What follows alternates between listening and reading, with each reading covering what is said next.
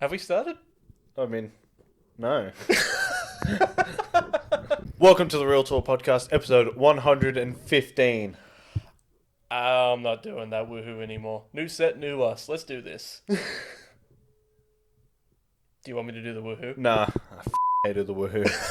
Jacob wins.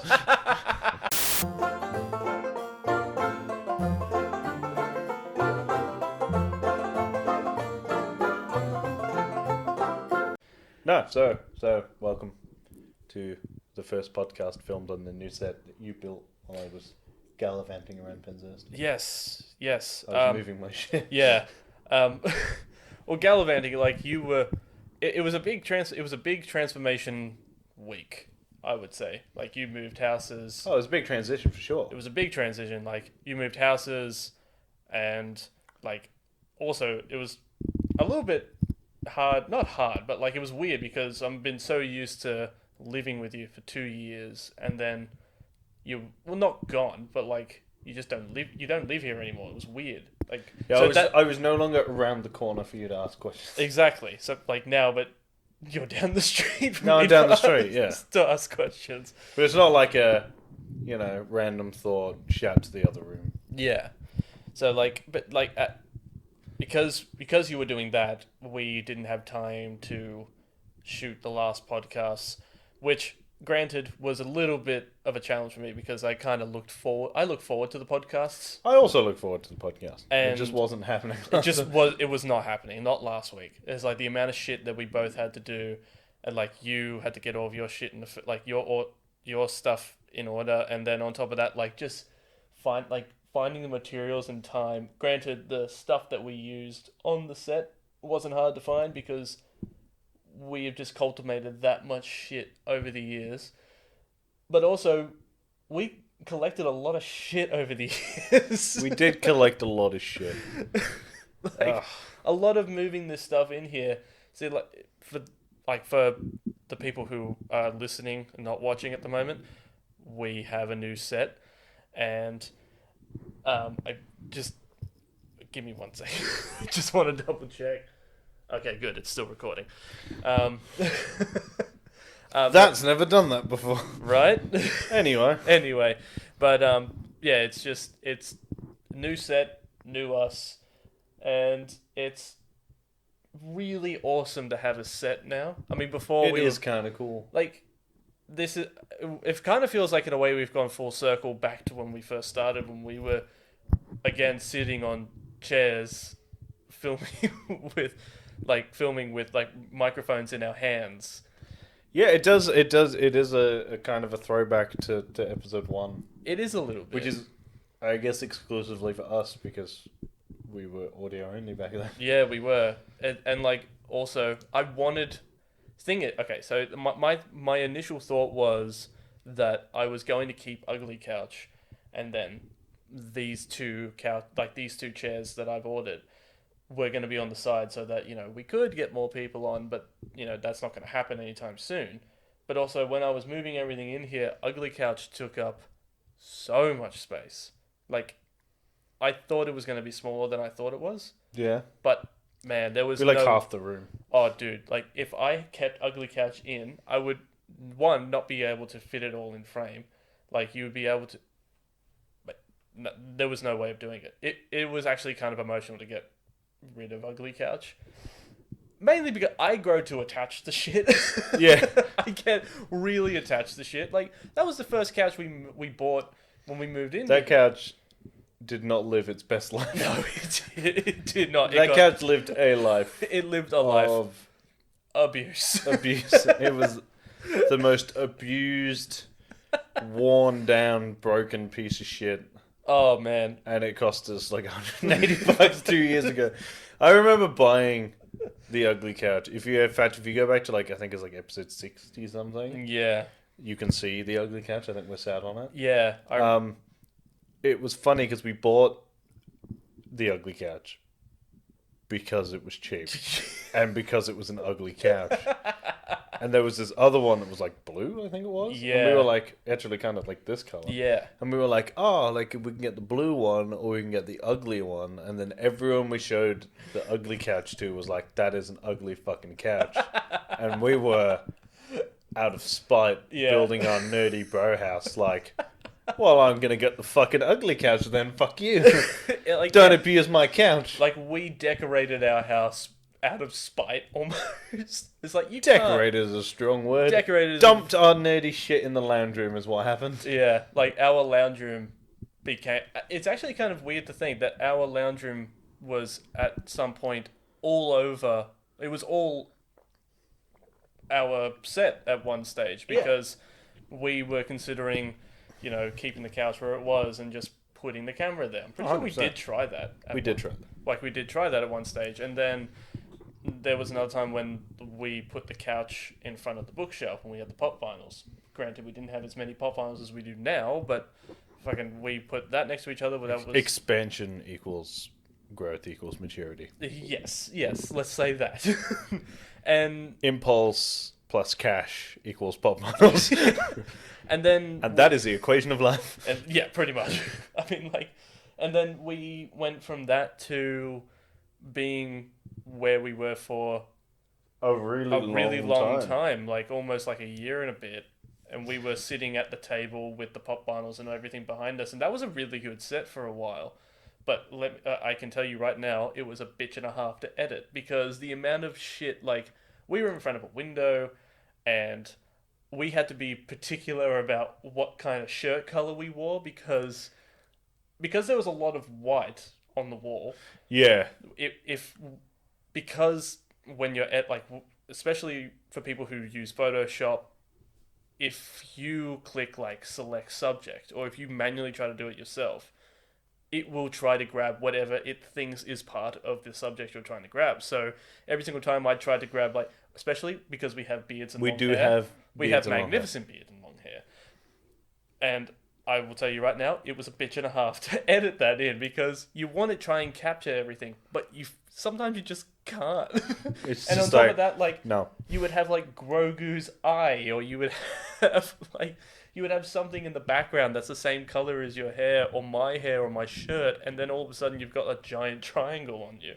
So like it was just, this would be a lot easier, and also it's just nicer to finally have a studio, something that we've been dreaming of having. And we've been talking about it for a really long time. It's like, when we got the space for a set, when we got the space for a set, when we got the space for a set. It's actually kind of funny because early on, we're talking like probably 9 to 12 months ago now. Yeah. It was actually the other way around. It was Tom was moving to the UK. Yeah. For however long Tom was going to move to the UK for. Yeah. So, fuck, that would have been 2 years ago almost. Right. We'd have been in there for less than a year when it first came up. Yeah, yeah. And then he was like, look, there's this thing. I'm going to go to the UK. I'm going to do all this shit, blah, blah, blah, blah, blah. And we were like, okay, well, when Tom moves out, we'll turn Tom's room into the office. Yeah. And then we'll create a set and we'll do all this stuff. So we're like, we've been talking about like when there's a room, when there's a room, when there's a room, when there's a room, when there's a room. Fast forward 2 years, because obviously Tom didn't go to the UK because of COVID. Because it is shit ass. It's very shit No, house. it is shit, and like that is what it is. And then I moved out in the middle of a national lockdown and pandemic. Genius. Nice. It fucking worked, though, didn't it? Oh man, it worked. And like it was kind of weird to me because the idea of having a studio really kind of left my mind. I was more than happy to keep recording out in the lounge room, but also we were at the whim of when, if someone came home, if the door opened, we were forced to record according to when Tom was at work. So we had to work around my ridiculous schedule, Tom's ridiculous schedule, and your ridiculous schedule. Yeah. Not an easy thing to roster around. No. Like when you try to start a podcast with two people who work in hospitality. I mean, me personally... The fact that we've realistically only missed maybe 3 weeks ever Yeah. is fairly impressive. It's astounding to me because, like... Also, that's another reason... And I don't think we've ever just not released content. No, because every single Not to time... suck our own dicks or anything, but No, but, like... We're pretty good at Well releasing done. content. Like, we haven't really skipped a beat. Whether it be... I think the first time we had to skip a podcast was when we went to Comic-Con. Yeah, because we were filming them on Saturdays, Yeah. and we had Comic-Con tickets. Yeah, pretty And much. we were like, well, we don't have enough time to record a podcast and release one by Monday. Yeah. So we recorded the blog. And that was our first vlog? That was our first vlog, and you could really tell how... I don't know, you kind of had a lot of, like, on-screen confidence. Like, because we started off in the house, but, like, for anybody who works in front of a camera, or who records on a daily basis, like, YouTubers in general, talking to a camera is so awkward. I remember when we were doing, when we were doing like one-on-one like videos, when we were doing like reviews, and we were trying to... They're coming back, by the way. They are coming back, and like this is going to help. But like when we were doing that, I either had to be there or you had to be there standing behind it. So I had someone to talk to. Yeah. Because it's so weird talking to the red light on the camera, and it takes a while to get used to. I don't think a lot of people understand just how awkward it is to literally not talk to anybody when you're trying to have a conversation with everybody. Yeah, it's weird because it's like you are having a one-sided conversation. Yeah. Because there's nobody there to respond, rather than because, like, nobody cares. It's a little But bit it's better. like... Yeah, if you actually go back and you watch a few, I think there were a few really early ones that were like, you filmed the reviews, and I filmed like the other extra content shit. Yeah. You can sort of see how fucking awkward it is. It is a little And then, because I sort of remember that was like, you were filming yourself. Because I remember the first episode of Pop Tales.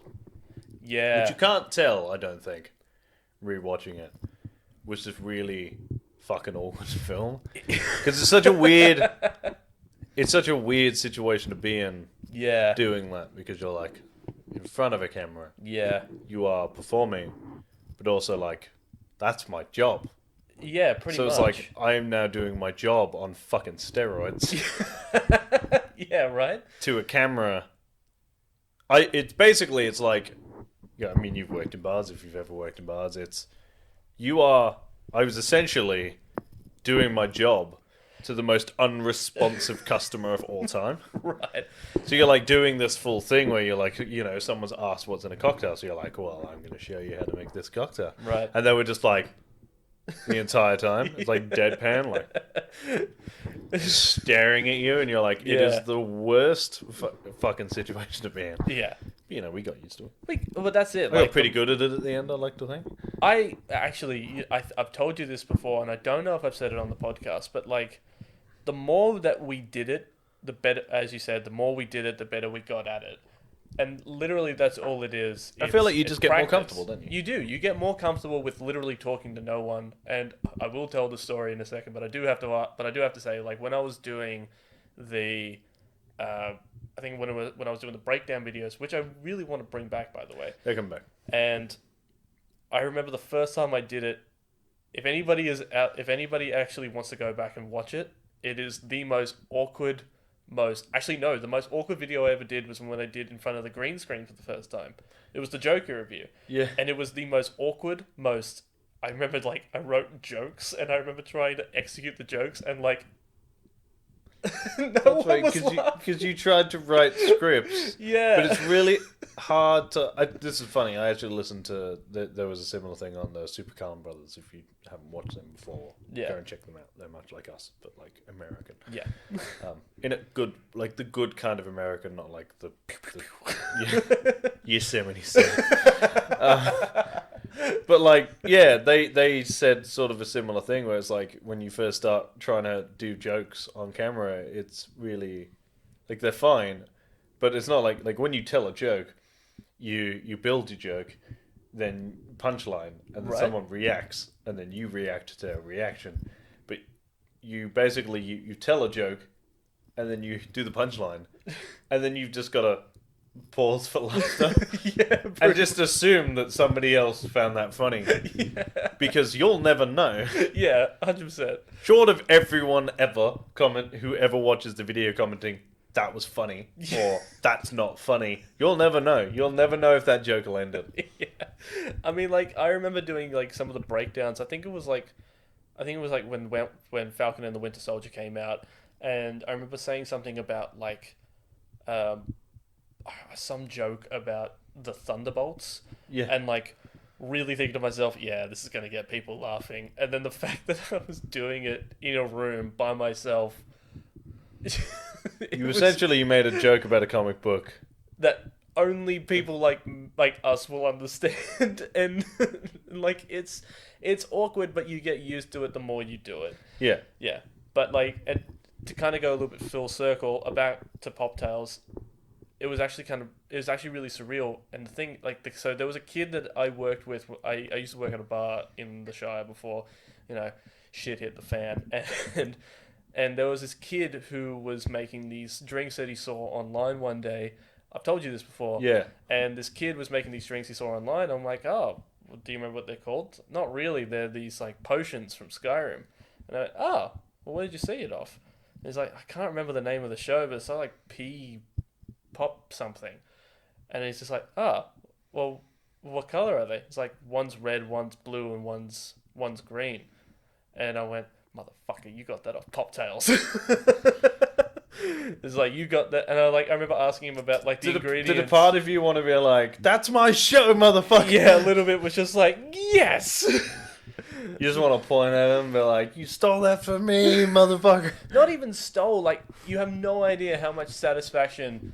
So that means at least one person benefited from the show. Yeah, exactly. Like, one person saw that and went, that looks really cool. I want to try that. And like going back through, like Orange Whip. Orange Whip. Yeah. Like that episode did really well, and those episodes, I should say, do really well. Like over the course of time, people come back and they watch them. Yeah. Because cocktails are like cooking shows on YouTube. Like they are very rewatchable. Oh, don't get me wrong. The second we have space and like a professional area, we're doing a cooking show. I was actually kind of like thinking to myself, because I remember there was a while ago when we were like bouncing ideas off each other for like possible shows and all that kind of stuff. I remember there was one, and you're really good, like ridiculously good. Oh, this is Kiddo Can't Cook. Kiddo Can't Cook. And like I was thinking to myself, The KKK. It's never been done before. Not that one. But like, No. Also, we've discussed this before. It's KKC. it is KKC. It's KKC. It's K- the Ku Klux Klan. It's KKC. But the fact that that's how retarded they are. Not only are they racist, they can't fucking spell. yeah, but that just proves the stupidity of that clan, because not only are they ridiculously racist, but also they can't fucking spell. spell. And that's ingrained. I can't see shit. But like, yeah, there was a time when we were bouncing ideas off each other, and like when Kiddo Can't Cook came up, and like that name, I don't know, like the idea of me cooking, like now, like since you've moved out. Also, I have to say, since you moved, I've only made myself sick once. It was when I made nachos. I made myself nachos and I made myself sick, and I don't know how. Anyway, Where did you get the mince from, out of curiosity? I got it from IGA down the road. Penzurst? Yeah. IGA made you sick. Right. It was the worst fucking IGA in existence. I went down there the other day. Do you know what was in their protein section? One protein bar. Really? One. They restock once a month. It's Yeah. bullshit. There's a reason everyone goes to Mortdale. Anyway, moving on. But like, yeah, my cooking skills have gotten better, but nowhere near as good as like you or like fucking my mum, for example. Like it's a struggle to really get into the kitchen at night. The only reason why I am cooking is because we are on this 75 75 hard challenge. But the idea of me getting into the kitchen and cooking stuff from pop culture, like, it's been done before. It has been done before. And, like, Pop Tails but never has been with done. this level of enthusiasm. Never with this level of enthusiasm, but also... And with the chaos left in. Oh my god, yeah. Like... Otherwise, what's the point? I mean, like, Binging with Babish does it. But Binging with Babish is a good cook. I suck. Yeah, I suppose that's the issue, isn't it? Is like, Binging with Babish is obviously probably the most famous of the lot Yeah, to do cooking shows. right. The issue being that he is a professional. Yeah, right. Like that is his job. Yeah. Cooking is, and I'm pretty sure always has been, His job. his job. Yeah. So like it makes sense. Yeah. That he does like the basics and then all of the Binging with Babish stuff and like all that stuff, and he does like the TV shows and he does basic. Right. You learned to cook 6 weeks ago. Yeah. I mean, like... And don't know what you're doing. Yeah. I mean, I just think that would be so much fun to It would film. be really, really fun and incredibly frustrating for me. Oh my god, because I Because I will have to be... To the point where, okay, so when we first bounced the idea off, and it will come eventually. Yeah. When we first bounced the idea off, it was that you would do it by yourself, Yeah. and I would be behind the camera. Yeah. Now, I would almost... I do rescind the point and say that I need to be on camera because my frustration will be almost as amusing as you trying to cook. Dude, but that's the thing, like, if you are on camera, It'll be like... it's like you can't help me cook. You have to stand there and just watch the chaos. What is it? I can't... There's a show... The whole point is that like they can't cook. Yeah. It's like British Bake Off and like My Kitchen Rules and like, you know, all that shit. Yeah. Like MasterChef shit like that. But the whole point is they get people who can't cook Yeah. to come and cook, and it's like being a judge on that show Yeah. because they're not allowed to help. Yep. And I know Gordon Ramsay's judged one, Yeah. and watching him get annoyed at other people being retarded is the funniest fucking thing I've ever seen. But I also completely understand why he's annoyed. Yeah. Because I was also annoyed. Yeah, right? So it's like, I do it as well. Like, you've seen me like you've been watching something, Yeah. and I'm going, why? Yeah, right. Why are you doing that? The worst ones are the worst. I know we're just going to talk about cooking shows now. Yeah. The worst like culprits for fucking shit up Yeah. when it comes to food are those fucking 5-minute hack Oh, cooking fuck. tip things on Facebook, Fucking hate those which things. pop up every 3 fucking posts. Yep. And never once has there been one moment like, that makes sense. I mean, like, Every single time it's been like, fuck you. cooking hacks I kind of understand. I mean, I don't understand why... You know what I mean? Like, there are Yeah. some out there that, like, for me, there's like, that's actually kind of clever. But the ones that get me are, like, life hacks. Like, Or the building hacks where or it's, building it's hacks just and shit. and you're like, that's retarded. But, like, how much time do you not have? Like, just...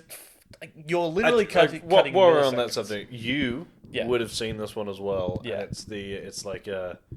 it's like a tool he builds, or they build, or Yeah. whatever it is. And they get like wire brush on a bit of pipe, and then he plugs it into like one of those toy spinning rotor things. Yeah. And then solders a fucking like button and electricity and stuff to a battery pack and shit. Right. And it's this whole it must be like a 3 fucking minute video. And he's like, so he attaches it to like a spinning motor thing, and then he like wires up the motor, and he solders the thing to a battery, and he's got all this stuff. So it's got a button, and it's like it. So at the end, right, what he's got is a brush that spins, Right. and it's for cleaning the inside of a glass. Just fucking And I was like, clean "There's a it. cloth." How much... Done. How little time do you Why? not have? Why do you need to spend 2 hours soldering a fucking brush when cloths exist? I remember seeing one that, for no reason, it pissed me off to my core, is that they made a pot for a fucking plant out of a mug, and they said, like, because apparently putting a plant in a pot is too much work, so they decided you put more work into making a pot out of a fucking mug than you do putting it into a fucking pot. It doesn't make any sense. Like, how much that I need to watch. I haven't seen this one that you just told me, but I want to watch it because I want to get angry at it. It was. I just remember turning Facebook off and doing something else. Like I closed Facebook, locked my phone, and went and did something else. I was like, no. I love that when you watch a video and you just go, "That's enough for today." Yeah, that's shit. Oh my god! But like, I'm gonna start ending these on a spicy meme hour. On spicy meme hour. Because I reckon I see one or two a day where I chuckle to myself and send it to you.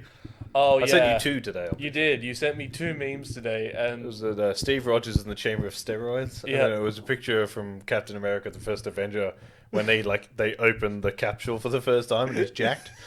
Yeah, that was classic. I'm still glad that we have that group chat still, like the original housemates group chat, The Sith group chat, and Yeah. like your count.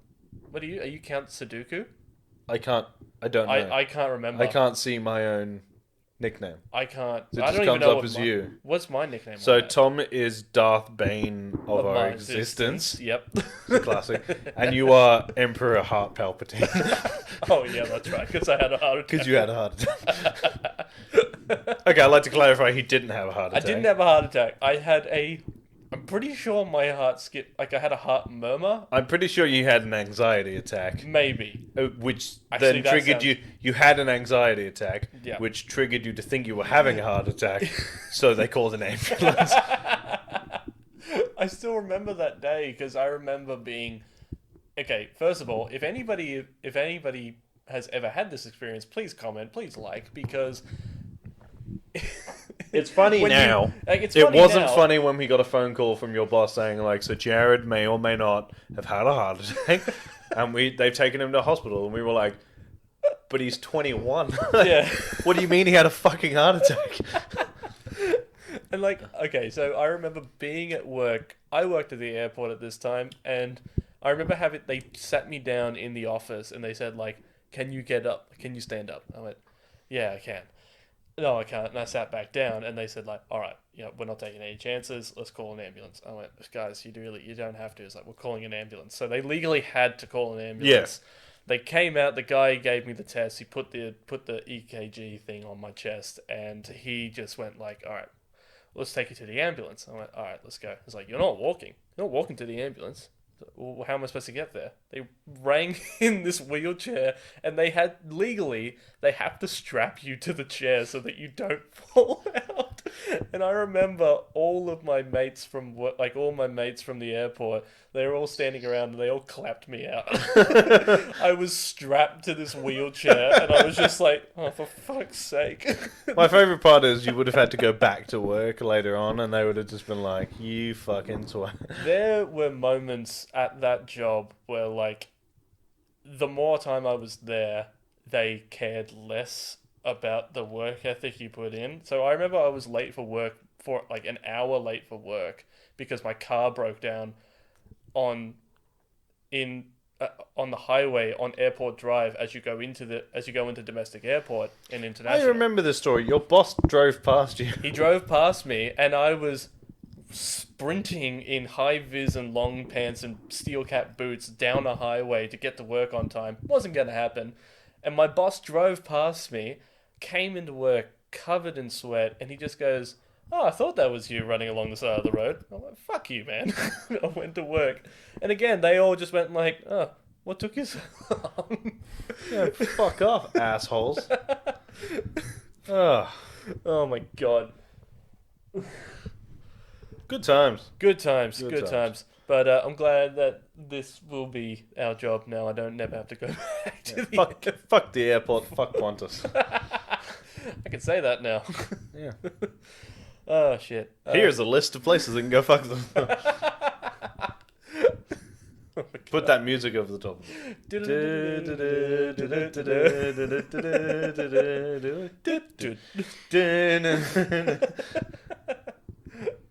Oh, There's every pub that's ever kicked us out. Oh, fuck. Every workplace we've hated. Oh, God. And then a list of random addresses. Oh, man. So, that was... That is the first podcast. That was the first podcast in the new set. What do you think? No, it's very comfy. Yeah? Yeah. Very comfy? Well, get used to it, motherfucker. Tough shit either way. Tough shit either way. I am also... The last thing I'm going to say before we end the show there is that I am very happy with the purchase of these chairs. They are nice chairs. They are very comfortable, and I am glad Tom helped me put them together because they were a bitch and a half to get the arms on, and I'm glad it worked. Right. So, if you want to follow us on Twitter, we are real_pop. If you want to follow us on Facebook and Instagram, we are Real Talk Pop Culture Discussions. If you want to follow me on Instagram, I'm at Real Talk Rice. If you want to follow me on Twitter, I'm at Review by Loge. And if you want to follow me on Instagram and Twitter, I am at Jared_kiddo1. You can follow us on Twitch at twitch.tv/Real Talk Plays. We will be doing something there as soon as I can get my shit set up properly. It's coming. It's coming. We have been slightly more active on all social media, thanks to Crush It by Gary Vaynerchuk. Yes.